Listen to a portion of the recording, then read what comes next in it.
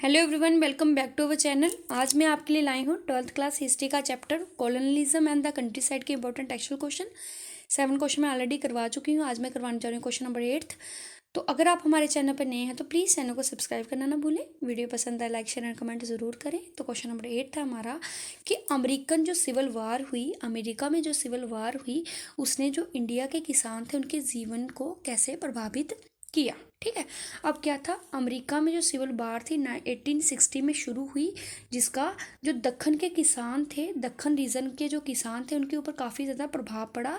अब वो प्रभाव क्या पड़ा, अब ब्रिटेन जो एक कंट्री थी जहाँ पर काफ़ी ज़्यादा कॉटन्स की जो मिल्स थी, कपास की जो मिलें थी, वहाँ पर काफ़ी ज़्यादा ऑपरेशनल थी। ऑपरेशन मतलब ब्रिटेन में काफ़ी ज़्यादा कॉटन की, कपास की मिलें होती थी। ठीक है, वहाँ पे कपास का काम किया जाता था। और ये जो कॉटन मिल्स होती थी ब्रिटेन की, ये अपनी कॉटन कहाँ से मंगवाती थी? नॉर्थ अमेरिका से। ठीक है, अब कॉटन्स की मिल होंगी, कॉटन का कपड़ा बनेगा तो कॉटन भी तो चाहिए ना, तो वो कॉटन कहाँ से लेते थे? नॉर्थ अमेरिका से। लेकिन जैसे ही यूएसए में सिविल वार छिड़ गई तो ये बड़ा मुश्किल हो गया वहाँ से कॉटन मंगाना। कहाँ से? नॉर्थ अमेरिका से। ठीक है, क्योंकि ये बेसिकली नॉर्थ अमेरिका पे डिपेंड थी ब्रिटेन अपनी कॉटन के लिए। लेकिन जैसे अमेरिका में लड़ाई छिड़ गई, सिविल वार शुरू होगी, तो वहाँ से अब कॉटन मंगाना तो बड़ा मुश्किल हो गया।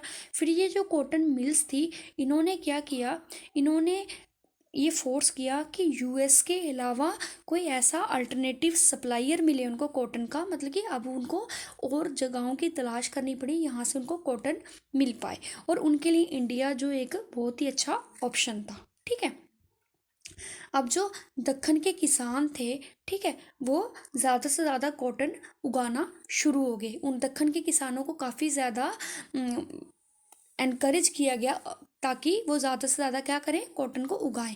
ठीक है, अब उनको आसानी से पैसा भी मिलना शुरू हो गया, क्योंकि जो मनी लैंडर्स थे, जो पैसा उधार देने वाले थे, वो क्या करते थे, हर किसान को 100 रुपीज़ दे देते थे एकड़ ज़मीन के लिए। 1 एकड़ ज़मीन के लिए वहाँ के जो किसान थे उनको 100 रुपया दिया जाता था उस ज़मीन के लिए जहाँ पर कॉटन उगाई जाएगी। ठीक है, मनी लैंडर्स उनको एडवांस में पैसे दे देते थे। ठीक है, जिसके कारण फार्मर्स को क्या हो गया था, काफ़ी ज़्यादा बेनिफिट होना शुरू हो गया था। लेकिन जो रियल बेनिफिट था वो किनको मिलता था?